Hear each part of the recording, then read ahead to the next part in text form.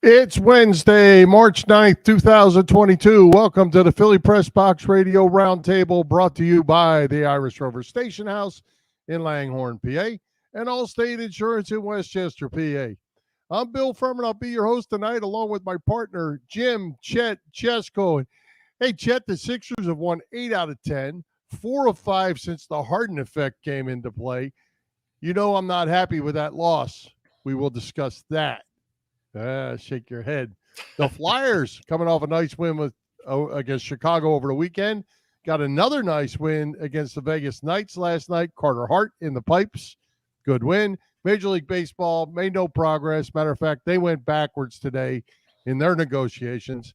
The NFL is throwing money at quarterbacks who apparently have become trade commodities this week. And apparently Calvin Ridley was throwing money where he shouldn't have been, is now suspended for a season. I have some real thoughts on that as well. We have plenty to discuss for sure. Oh, man, quite an eventful week for sure, Bill. Yeah, Aaron Rodgers gets paid big time. Russell Wilson gets shipped to the AFC, not the Eagles. Sorry, gang. The Sixers, though, are still unbeaten, Bill, in games in which James Harden has played. We'll talk about it. He sat out Saturday night's loss in Miami. I know how you feel about it, but I'm going to tell you why you're wrong. As far as the baseball mess, that's just truly, truly frustrating. But the most shocking thing, Bill, the Flyers are indeed on a 2-game winning streak. Hey, and you got to take them. When you've been losing like they are, you certainly have to take the wins when you can get them. That's for sure. Bill, I got to tell you something real quick. I'm hungry. I didn't get to eat something before the show. And it turns out that today also is National Meatball Day. So I'm looking at these meatballs here thinking, God, I could use some spaghetti and meatballs right now. Yeah. And how about National Meatball Day? Who knew? Well, I knew because I have the National Day of the Week day calendar thing. So I hear you. It's also National Get Over It, Bill. So get over it, Furman, will you? I'm not about to get over it yet. But hey, here we go. We got a great guest tonight. For the first time in quite some time, the Prof, Glen Macnow, will join us. Yeah, I looked it up. His last visit with us was just before the Super Bowl last year. So, yeah, about 13 months. Great to have him back on with us again this evening. Yeah.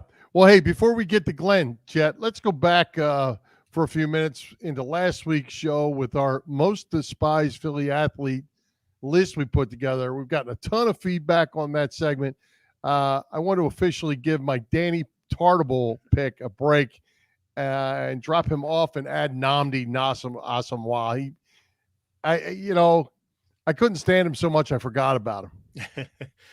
To refresh, we both had that now ex-Sixer number 25 on our list, along with Andrew Bynum and Terrell Owens. Some people didn't like the fact that we had Owens on there. My other five were ex-Flyer Ilya Bryzgalov and the guy the Phillies drafted but couldn't sign, J.D. Drew. Well, you went with that Danny Tartable, but you've now just replaced him with Nnamdi. And you also, Bill, cheated and threw in a coach, Chip Kelly. Well, I'm calling you out on that, cheating. Man. That is a violation. We said we were going to do most despised athletes in Philly, and Chip was certainly not an athlete, so I'm calling violation. And he was not a good coach either, so I can't cheat. I make the rules.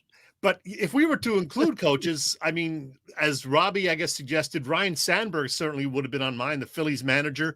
You know who else for me?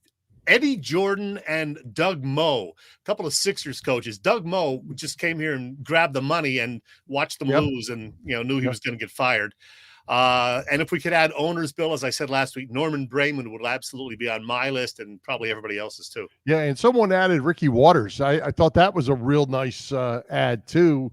Waters had a couple nice years here, but in the end, he was not very well liked. No, I disagree with you. It wasn't his first game that he said for who, for what. Yeah, the short hands and the for who, for what. But I think he played pretty well after that, and I think fans accepted. He had 3 good seasons here, so I would definitely not put him on my list. And you know who else we didn't put on the list, but some people also thought maybe we should have considered? In fact, 2 of them, 2 quarterbacks, Donovan McNabb and Carson Wentz. Well, I don't know why you would put either one of them on the list. Actually, I'm not a McNabb fan, but he holds every franchise record there is. I don't know how he's. I don't know. I guess because he didn't win a Super Bowl. And in Wentz's case, he did win a Super Bowl or was part of getting them to the Super Bowl. So I'm not sure why he gets on the list either. Well, you know why Wentz would be on there is because a lot of people think he quit on the city after he got benched. He didn't want to come back and compete for the job. He just wanted out. So they thought, he came up short and just wanted out of town. And rather than come back and, make sure he won the job and tried to win here, he just said, no, trade me, get me out of here. Well, I don't know. I don't know that we know that. We know what we heard in a COVID environment with no writers really in the room. I don't know that we know that. And that was one of the reasons I kind of gave Wentz a pass from the start, because you just didn't know what was coming out, what was real. Yeah. And who knows? But and Wentz, Peterson, or Roseman, none ever commented. Yeah. None of us liked the way it turned out with Wentz, but he didn't make my list either. Jonathan Papelbon, some people mentioned last week. He's another one who rubbed a lot of people the wrong way. Philly's all-time save leader, but still not a real likable guy for many. That's right. All right. Fun. It was fun. I enjoyed the feedback too. I thought that was real neat. And, we will get to our most despised opponents list sometime in the next couple of weeks, Chet. I'll tell you, I can make a complete list of just hockey players. Well, but another thing, some of the guys we mentioned last week on our Philadelphia despised list would also be on the most despised opponents list, including T.O., probably Scott Rowland for sure. And I bet you Donovan McNabb would come up again on that list. And yes, he's now an ex-Sixer. So again, number 25 would be on the most despised opponents list. Well, maybe what we'll do when we set this up, we'll have no repeats. We'll go with no repeats. How's that? Okay. Yeah, you're right about hockey, though. There's certainly a few hockey guys who would immediately qualify for that one. That's right. A whole bunch of goons. Yeah. All right. Well, hey, Chet, you had a chance to visit with Prof, one of his many titles, Glen Macnow, last night. So tell us about it. And how's the Prof doing? Selling beer? Prof is doing great. Drinking one of his beers right now, the Conshohocken Brewing Company's You Can't Catch Me Gingerbread Ale. Good stuff. A seasonal, so it's good. Pretty much gone for the season now, so I loaded up on it, as I told Glenn at the end of our interview. But anyway, I digress. Like most Philadelphia sports fans, I listen to Ray Diddy and Glenn pretty much every weekend on 94 WIP, and it's been great to get to know those two guys over the last 6 or 7 years. We've had Ray on with us, I think, 18 times now.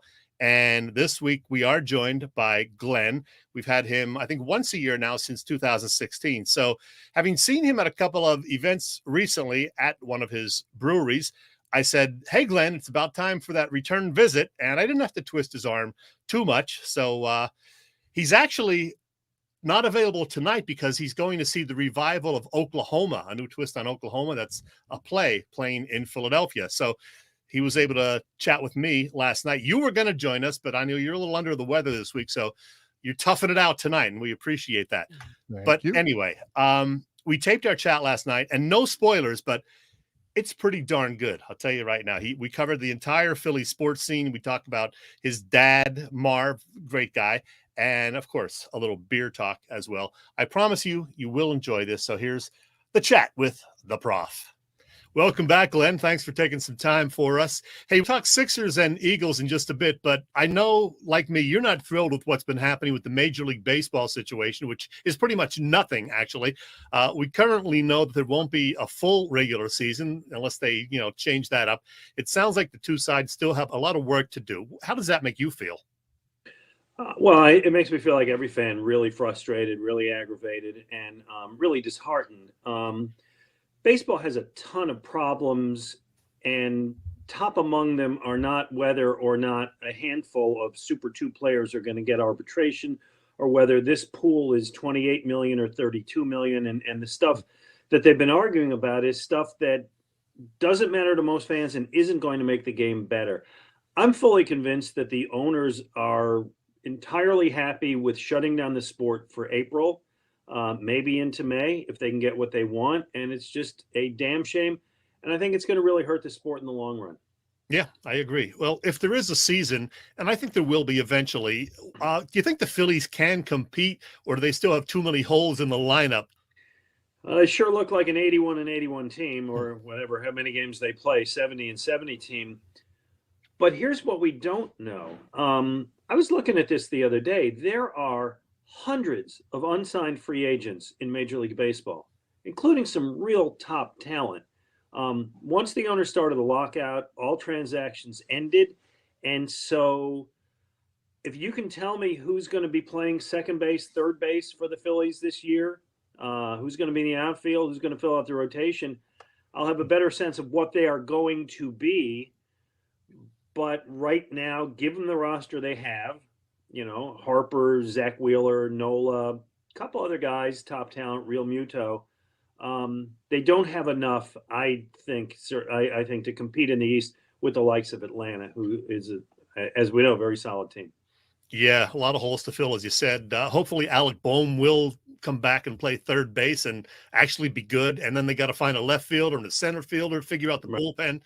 And as you said, if they do resolve the dispute, they're going to have a crazy week or two of, everybody trying to find a new team, all those free agents that you mentioned. Yeah, and that may be a lot of fun. And if the Phillies are in the middle of all that, that'll be great. But who knows whether they will be and when it's going to happen. And by the way, if Boehm comes back and plays third base, they're in big trouble. He's got to be your first baseman or your DH, because he is, to quote my friend Ray Dinger, he is the corner butcher out there. Yeah, I love that. One of Ray's famous quotes. I love it. Yeah. Hey, let's turn our attention to a team that is doing pretty well and has gotten the city of Philadelphia and their fans pretty excited. That, of course, those Philadelphia 76ers, the new look Sixers. We can still question their depth, of course, but I'm guessing you're pretty happy with what you've seen from this team since James Harden started playing.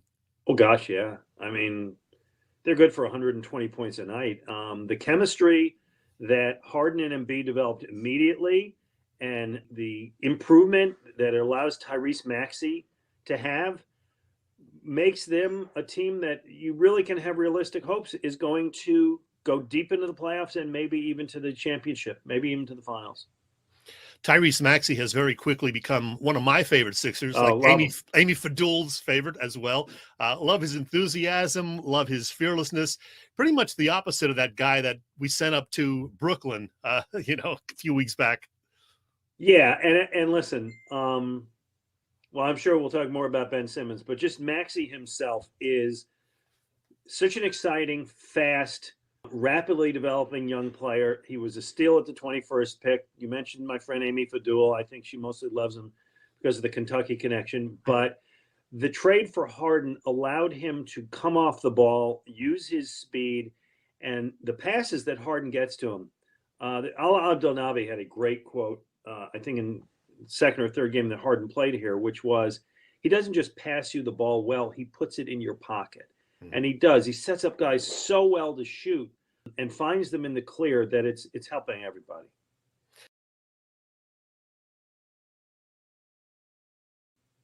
You mentioned number 25, our former All-Star, Ben Simmons, the guy who is going to be supposedly sitting on Brooklyn's bench Thursday night. I know you still have your doubts that that's actually going to happen.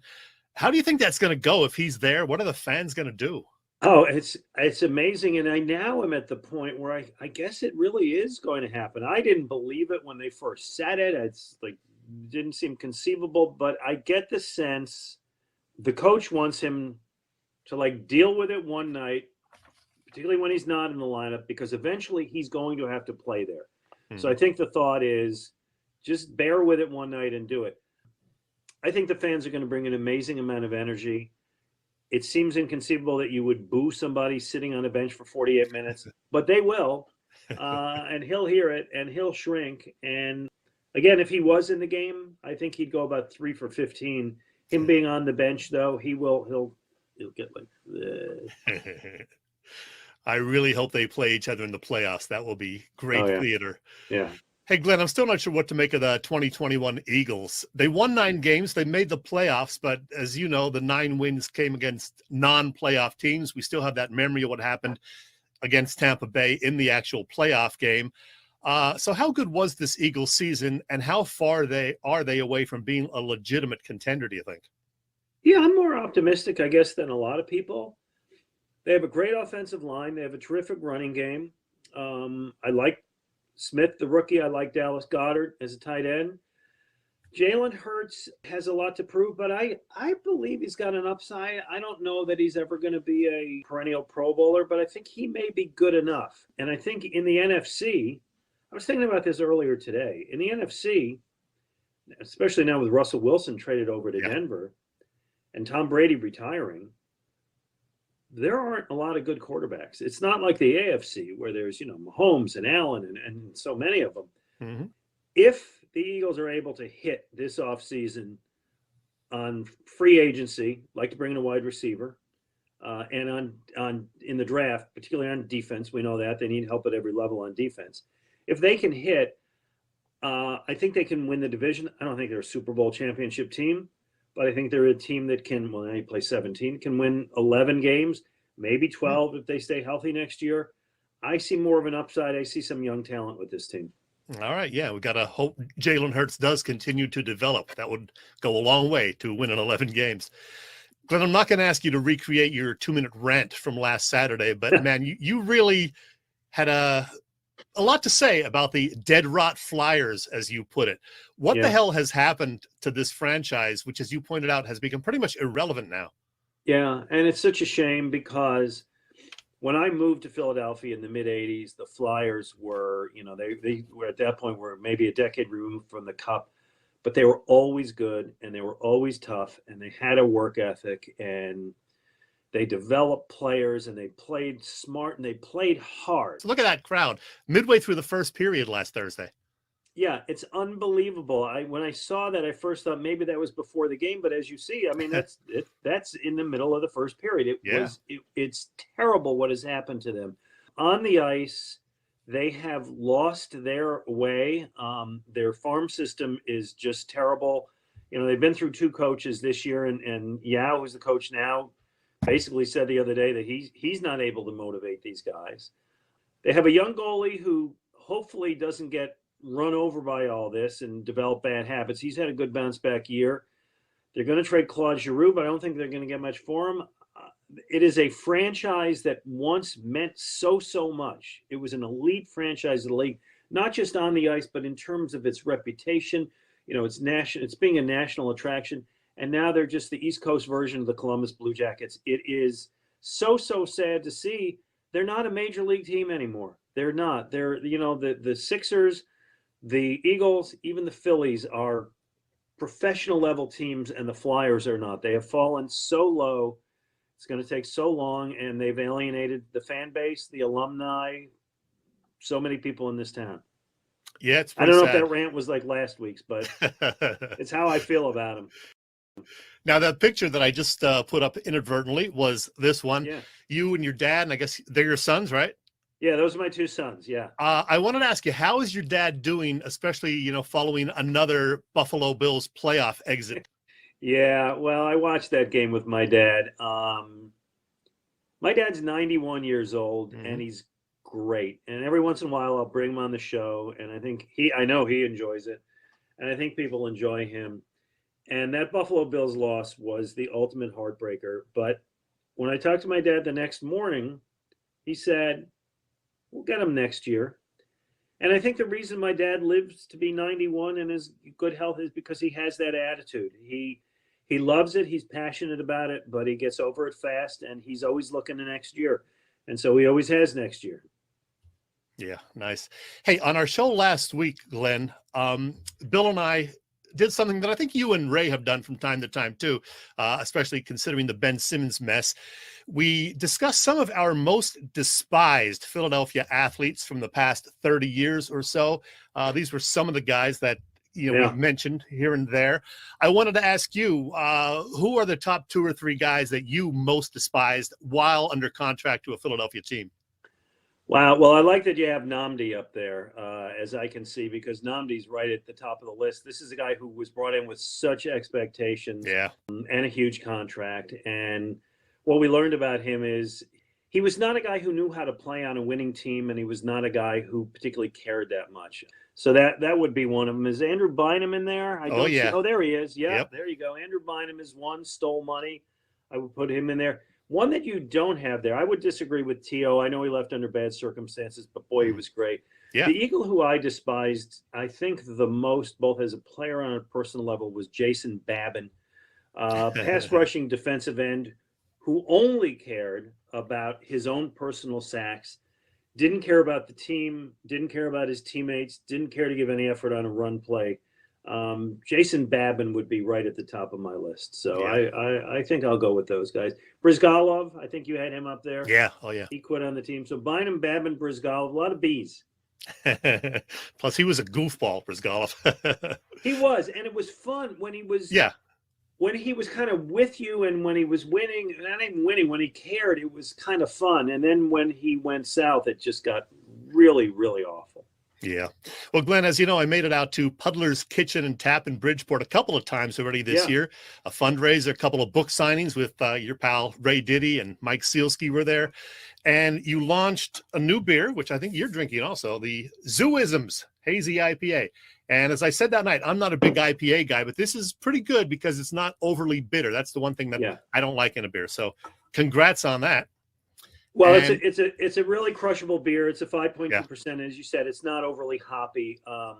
What happened with that was Mark Zumoff, the Sixers broadcaster for a quarter century, a great guy and a great broadcaster, wanted to do something for charity, came to me and said, could we put together a beer? And when Mark Zumoff has an idea like that, you just jump at it. Sure. And so we developed the beer. It is called Zooisms.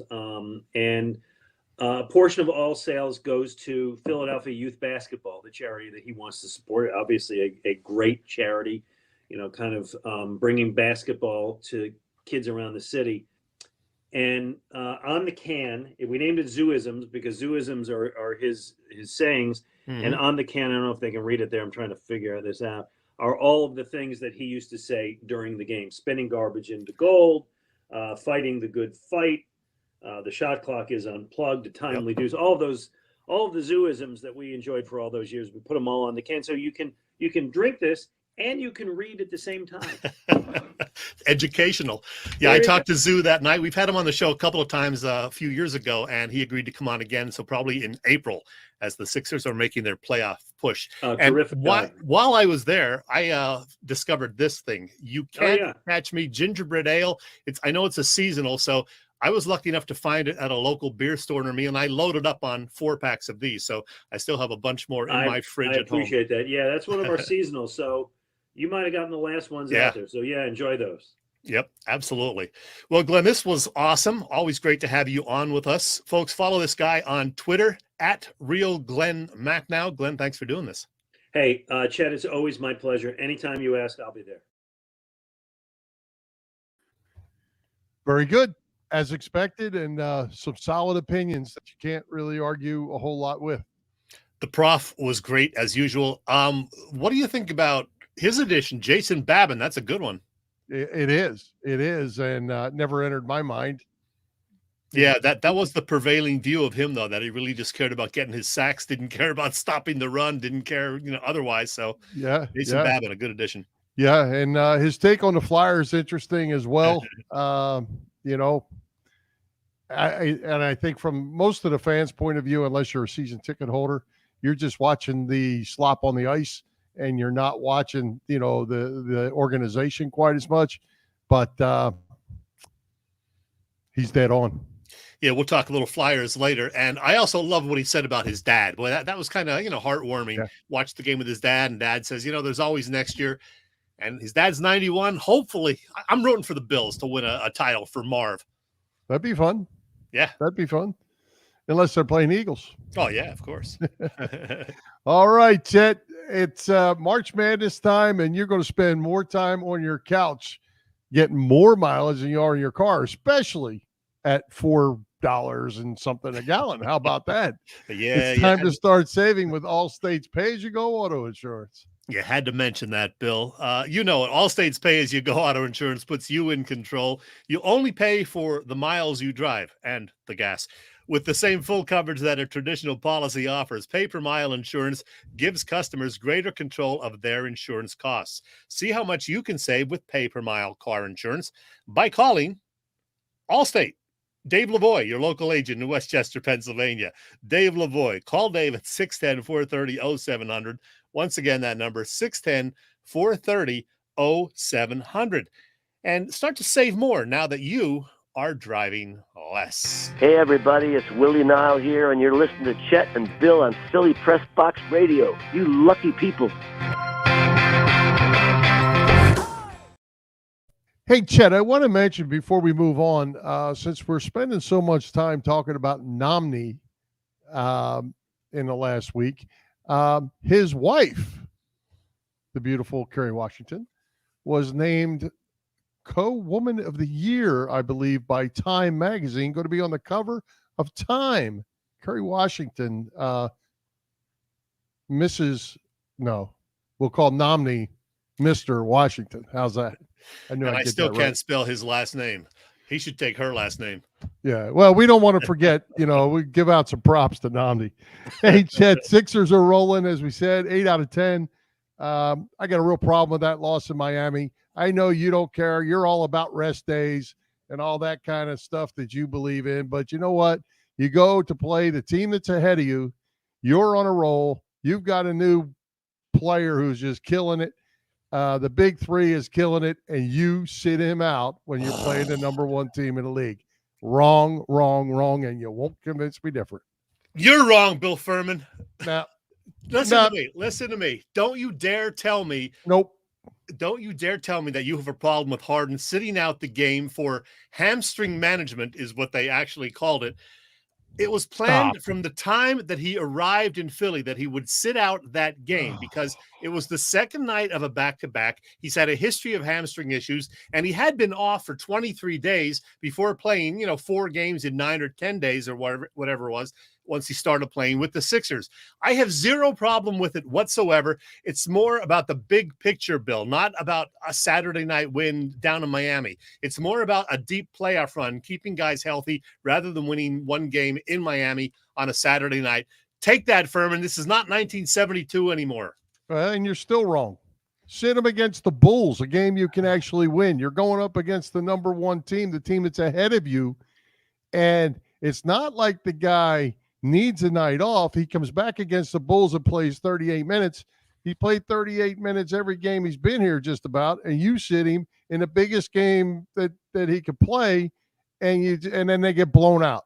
No, never. Okay, first of all, I don't think they got blown out. They were within 2 points early in the fourth, could never get all the way back, and lost in the end. Secondly, it was a back-to-back game. The guy's almost 33 years old, which to me is like incredibly young, but in basketball age, that's getting up there. And like I said, he's not 100% yet because he was off for 3 weeks. He's still getting the hamstring back to 100%. It's not about winning another game in a row. It's about the bigger picture, Bill. You got to keep the guy healthy. You got to keep him fresh.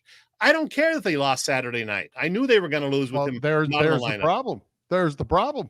You don't have to win every single game. Yeah, every game is important, but you don't need to win every single game. They're going to be a top 3 seed, so I'm not concerned about it. You put your best players on the court against the team that is better than you or ahead of you, and now they're further ahead of you. Sit them in a game like the Bulls where they could have maybe won anyway. And now we'll move on to the next part of that topic. They're showing that they don't have enough depth on that team. If there's a concern right now, it's that depth. If Embiid were to need another vacation day, which he's been good about not taking them, or Harden or whoever else, the depth looks like too deep right now on that bench. Yeah, I mean, the big three, and they are a big three now with Tyrese Maxey joining Harden and Embiid. They have been terrific. Beyond that, yeah, there's a concern. Matisse Thybulle, great defensive player, but not much of an offensive threat. And now Danny Green is going to be out for a couple of weeks. So he's not having a great year. He probably won't be back next year, but he's still a guy who plays a lot of minutes. So that's going to hurt them. So now George Niang is going to have to play a little more. He's inconsistent. I like him, but some nights he's got it, some night he doesn't. And, some of the other guys are just going to have to pick it up. And again, it comes back to Tobias Harris, because he just has not been the same as he was in January and early February. And he's still struggling, I think, to fit in with Harden. Now, Harden's helped Maxey. He's helped Thibault. Hopefully he can help Tobias Harris too.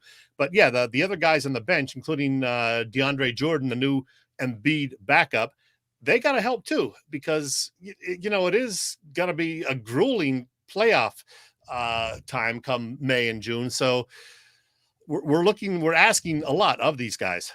Well, they are. And I think the thing that has surprised me a little bit is that Doc Rivers has gone with these 5, or call it 7 if you want, and playing these big guns 35 plus minutes every night.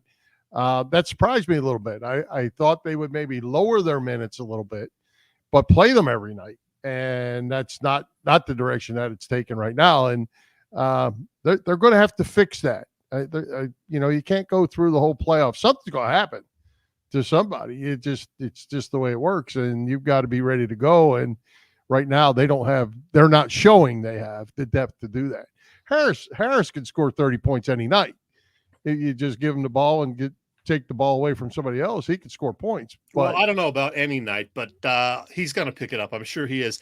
Now, one other thing, though, you worry about the depth, but as long as guys stay healthy, the starters are going to play 38, 40 minutes every night in the playoffs. So I like the fact that Doc Rivers has learned from, past years not to do that whole, change on the fly thing and take the whole first unit out and replace it with the second unit. He's mixing and matching now. He's always going to have either Harden or Embiid or at least, Maxey in there. It's never going to be the big 3 gone all at once. So he's learned from his mistakes, and I think that will help them down the stretch here. Yeah, well, I mean, I'm all for not doing wholesale changes, that's for sure. But I do think there's times you got to mix guys in, and other guys got to make plays. Even if everybody's playing and guys get in foul trouble, got to have guys that can get the job done. So we'll see. Hey, tomorrow night, we got to talk about tomorrow night. Tomorrow night, you touched on it with Glenn. 25 is going to be in the house. If that dude actually shows up at the Wells Fargo Center, you think he'll really be there? And how bad do you think it's going to be? It's going to be interesting. I will say that. Now, I listen to, WIP and 97.5 a lot. And from what I hear, there will not be any kind of a video tribute to Ben Simmons. Oh, and I would hope not. There was a possibility that they would. I mean, because in the past, they've done tributes for, Robert Covington, Dario Saric, TJ McConnell. They've done tributes for those guys who were well-liked. Ben Simmons, in the end, not well-liked, but he was a 3-time All-Star with the Sixers, and you thought maybe they would do something. And, of course, people would boo the whole time it played, but from what I heard on the radio today, they will not be doing a video tribute to Ben Simmons, which means I don't think they'll do one for Seth Curry or Andre Drummond either, because that would be just kind of weird. So no video tribute. And I can't imagine they would acknowledge him as far as the public address announcer, Matt Cord, or anybody else. But he will be, from what they tell us, sitting on the bench. So there's a campaign now for the fans to just simply, not do anything crazy. Don't throw anything. Absolutely not. But to just yell occasionally and chant, "Thanks for Harden. Thanks for Harden." Because, that's kind of a nice way of saying, we got Harden. We don't need you. We don't like you. So I like that approach. I like that approach. Yeah. I like that approach and do it just all night long. Yeah, it's going to be interesting. I'm sure there's going to be some, signs or whatever you can bring in, maybe some interesting homemade T-shirts. And they were saying on the radio too, they should have a Ben cam. They should just have one camera focused on Ben Simmons the entire night to, see his reaction to things going on, especially if the crowd does something. And every time they put it up on the big screen, then just boom. Oh yeah, it's going to be good theater. So I can't wait to watch that. That's going to be fun. Stuff. Yeah, looking forward to that. Most importantly, the Sixers need to blow their doors off. That's really the.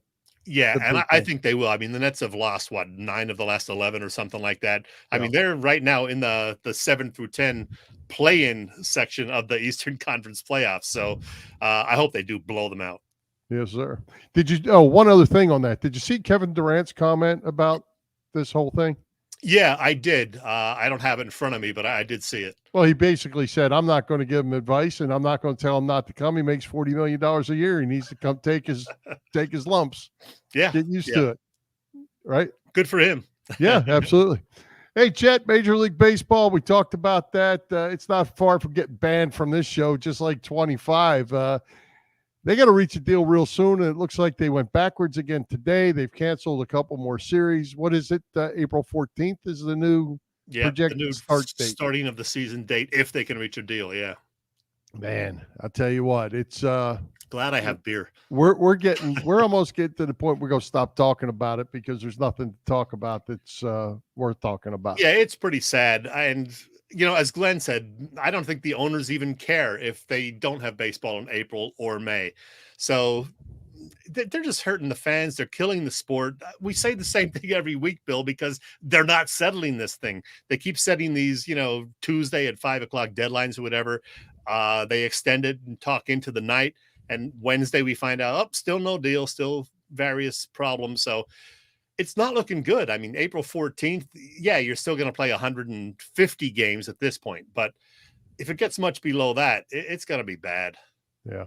Hey, Dave Yarnell has a comment for you, Chet. Didn't Kyrie put up 50 last night? Look out, here come the Nets. Yeah, I'm not worried. I'm not worried about it. Kyrie is back, and he's playing all the road games, and I think he's okay to play now in Brooklyn as well. And Kevin Durant is back playing again. I'm not worried about it. I think the Sixers are going to handle them because, it's going to be a crazy atmosphere. I like the Sixers' chances. But back to baseball, Bill, I just hope they get something settled soon because, I don't want to be one of those people who say, good, cancel the whole season. I want baseball back. I'll be honest. Yeah, so summer without baseball is kind of, hard to imagine. It is. And by the way, did you even know in January that Kevin Franson left the Phillies to join the Nationals broadcast team?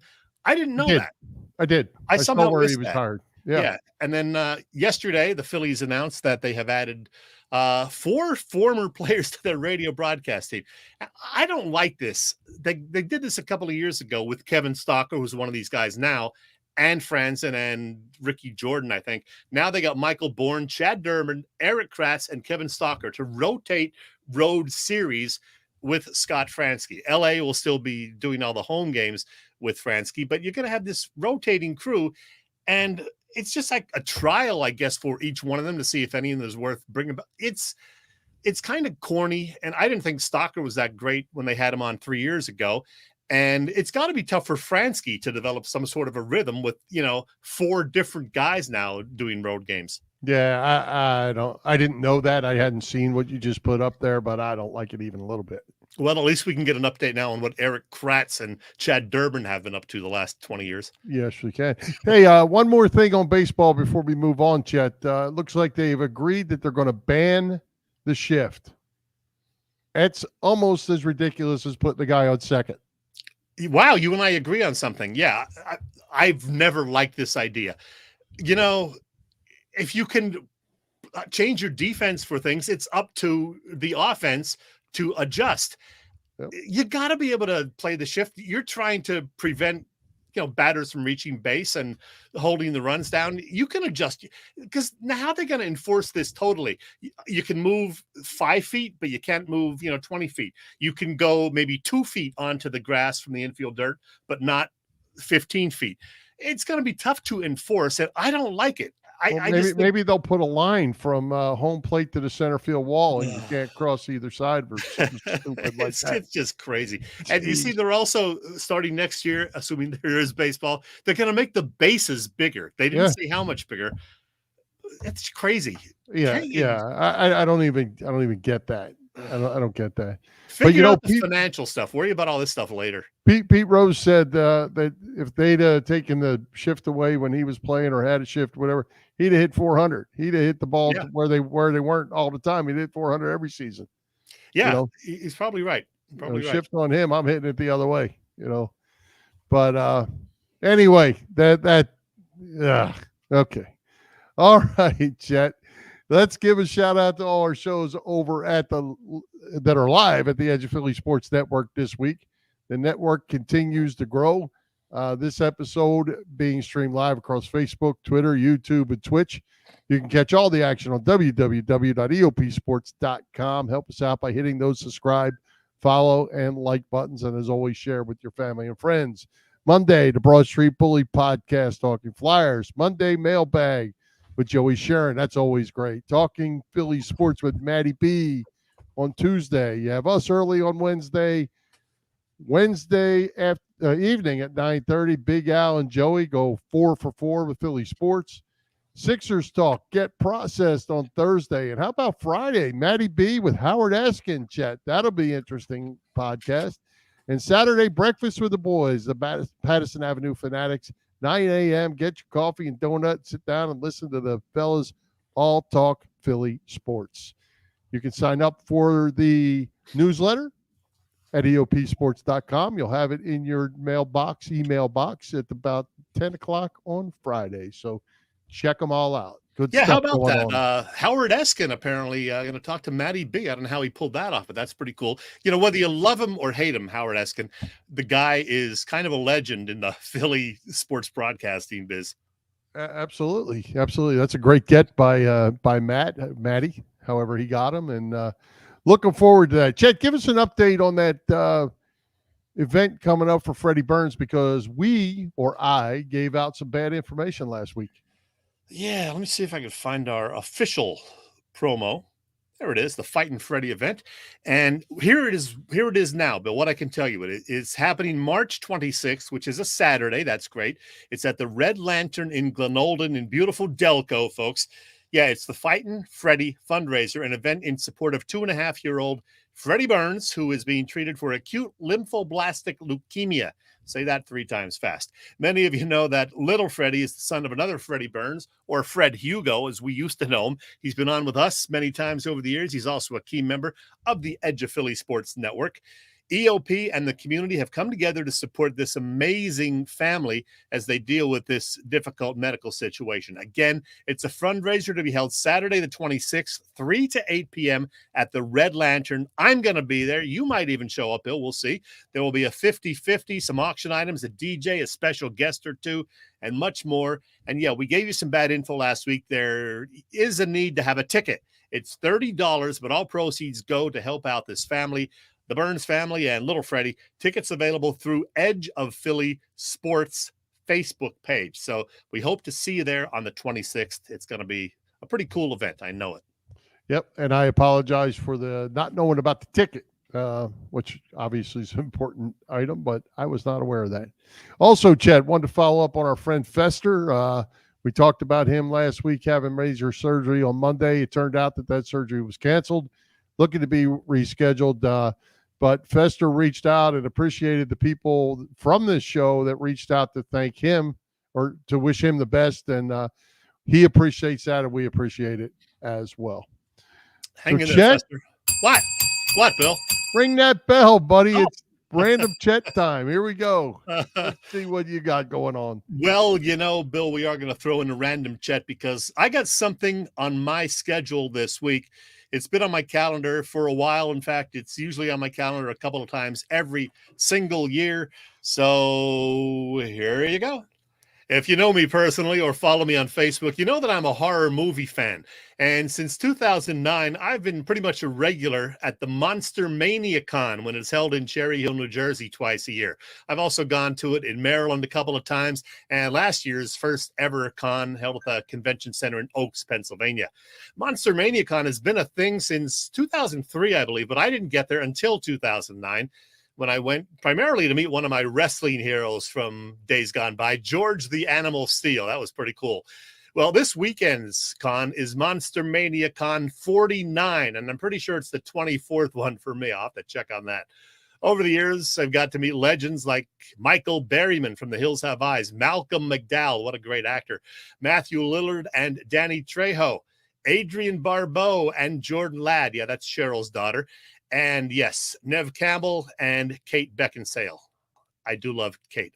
Plus, there's always a chance you'll run into zombies or wannabe zombies, maybe Pennywise or Freddy Krueger, or killers like Michael Myers or Jason. A huge shout out to this guy, Dave Hagan. With help from his sons and scores of volunteers, Dave has been putting on these amazing cons the past 2 decades, and now he's doing 4 a year. I think it'll be 5 starting next year. Oh, if all goes well, Dave is going to hop on Philly Pressbox Radio with us this summer. Anyway, this weekend at Monster Mania Con at the Cherry Hill Hotel, the former Crown Plaza on Route 70, it's going to be a blast. I mean, among others, Anthony Michael Hall will be there. Met him a few years ago, along with most of the cast of that great series about everyone's favorite serial killer, Dexter, including star Michael C. Hall doing his first East Coast con. I know it's going to be killer. Hope to see you there. Good stuff. I'm sure you'll be there. Hey, Well, Chad, I want to back up for just 1 second because we have a question from Mike Bauer. And if we can't make it, can we donate after the first? I think we need to check on, I'm sure you can, but we'll have to check on how that needs to be done, right? I would ask Big Al Zafiri about that because I don't want to give out any bad info this week. Yeah, So, we'll check on that, Mike. We'll bring that up next week and be sure we have it right. But I'm sure they're not going to turn down any kind of donations they can get, regardless of what time it is. So just want to be sure we got that out there. Getting back to my random Chet piece, Bill, if I remember correctly, we discussed it 4 or 5 years ago. You are not a horror movie guy. Is that correct? Nah, not really. I'm not a movie guy, really. That's sad. That's just sad, Bill. Well, not when I can listen. I can read your reviews for about 2 seconds and get rid of that.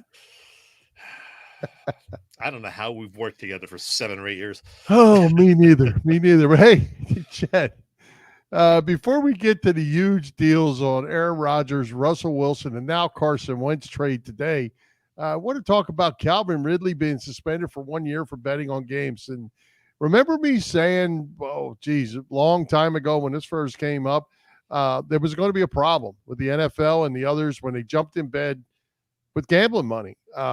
There's going to be more of this, and the crazy thing is you're telling these guys they can't bet on games, but the betting outfit is your sponsor. It'd be like telling them they can't drink Budweiser. It's and I'm not saying it's right because I know it's a rule, but you've made it so easy. And you've almost, I shouldn't say almost encourage it. You do encourage it on every event that you watch or listen to now. And then here's a player that jumped in and now he's going to get a year off and it's going to cost him $10 or $15 million or whatever his salary is.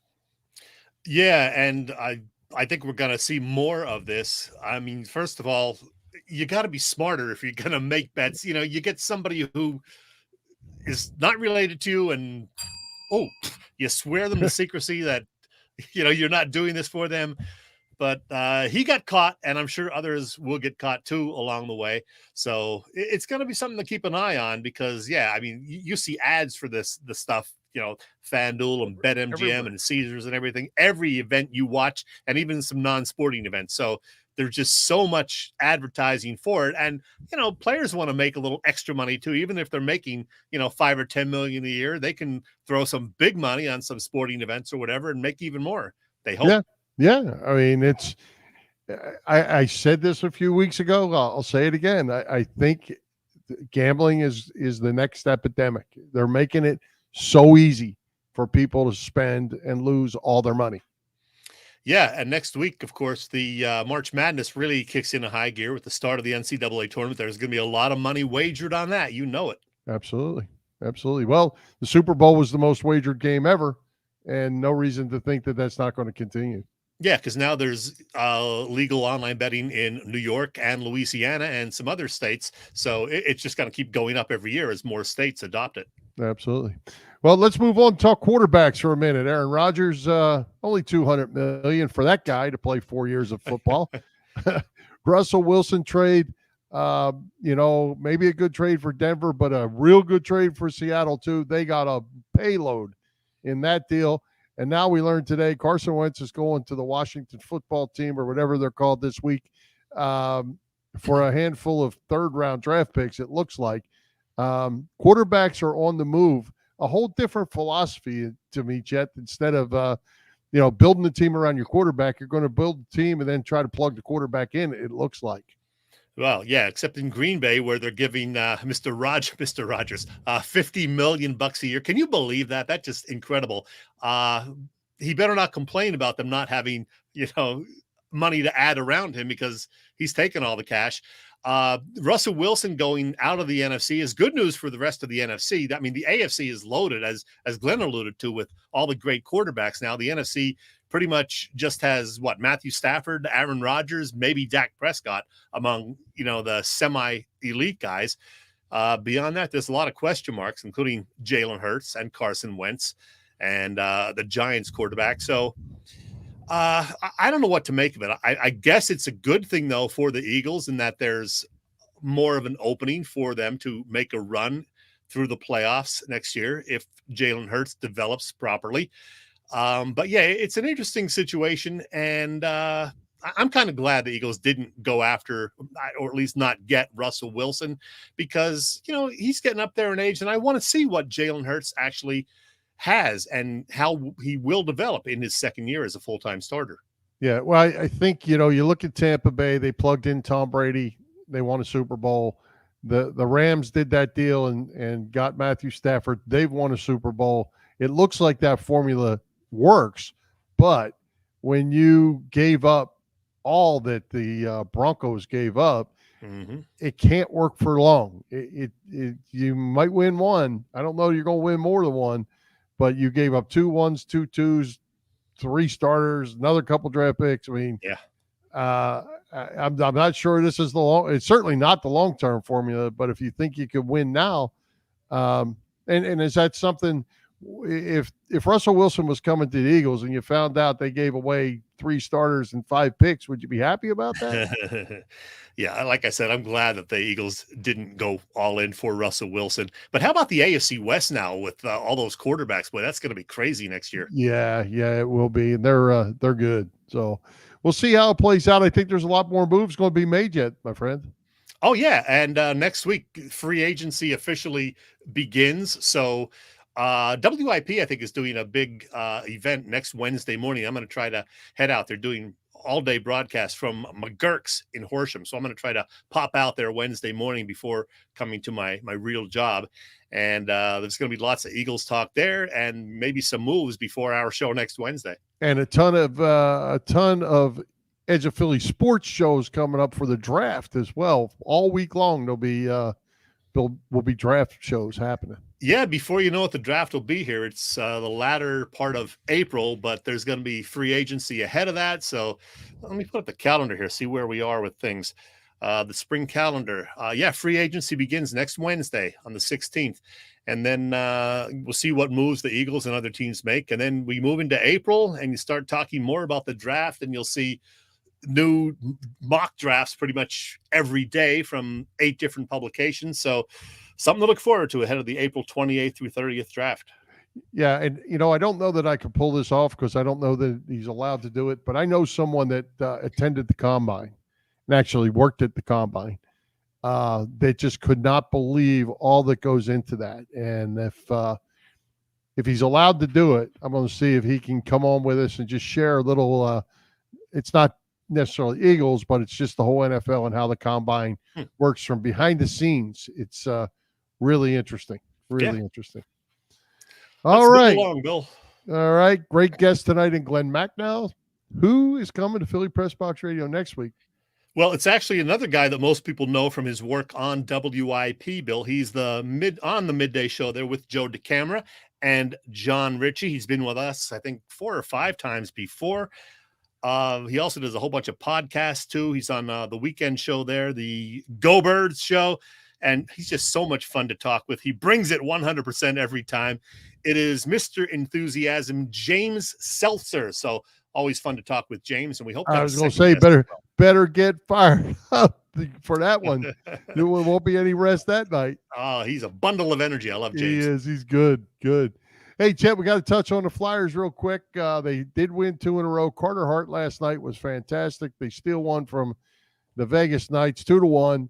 I'm still wondering if you blow this thing up, or do you get healthy and see where you go from here?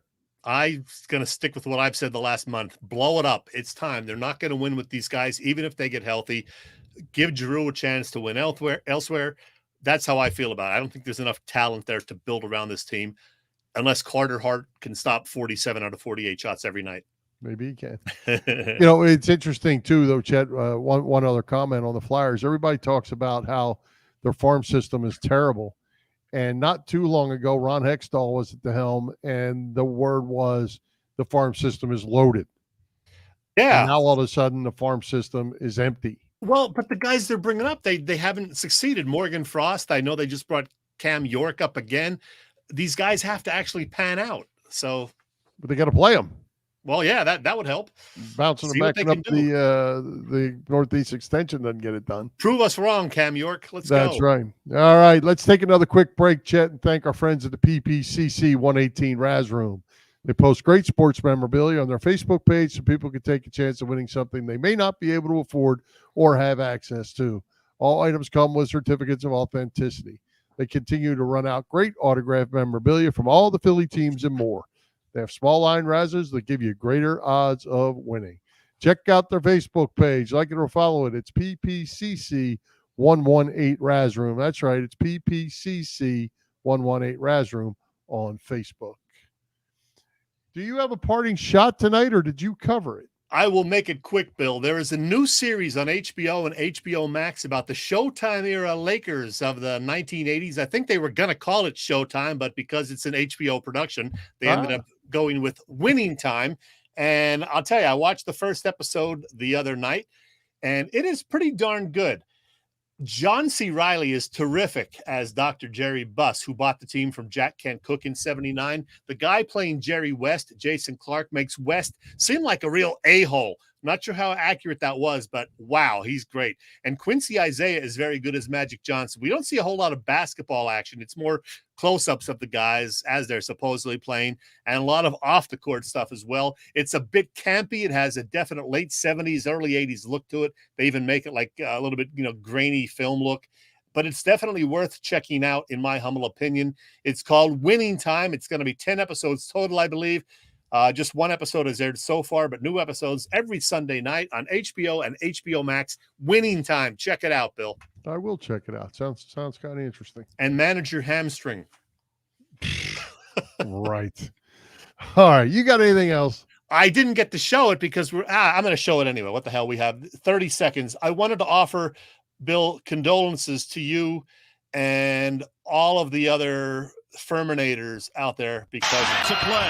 It's going hard left hand drive. Got past Banks. Got it in. 4.3 left. They're looking to the south. They want a timeout. They're going to let him play. Jean-Baptiste with one. Heaves it for the win. Oh!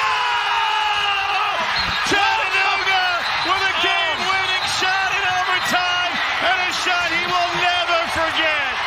Oh, my goodness.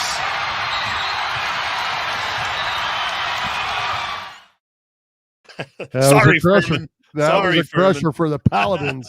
That's for sure. Wrap it up, Bill. All right. Let's thank tonight's special guest, Glen Macnow, our sponsor, the Irish Rover Station House, Bob Sullivan's LakeYourAge.com, PPCC 118 Raz Room, and Dave Lavoie of Allstate Insurance in Westchester, PA. For Jim Chet Chesko, this is Bill Furman. We hope you enjoyed the show. We'll join Philly Pressbox Radio next Wednesday, March 16th at 7 p.m. You can see us live on Facebook or listen through our website, phillypressboxradio.com, or listen through. I went cold. I don't have a copy. I wrote all the podcasts, so let's leave it at that. High hopes, Philadelphia sports fans, and let's go Sixers. Yeah.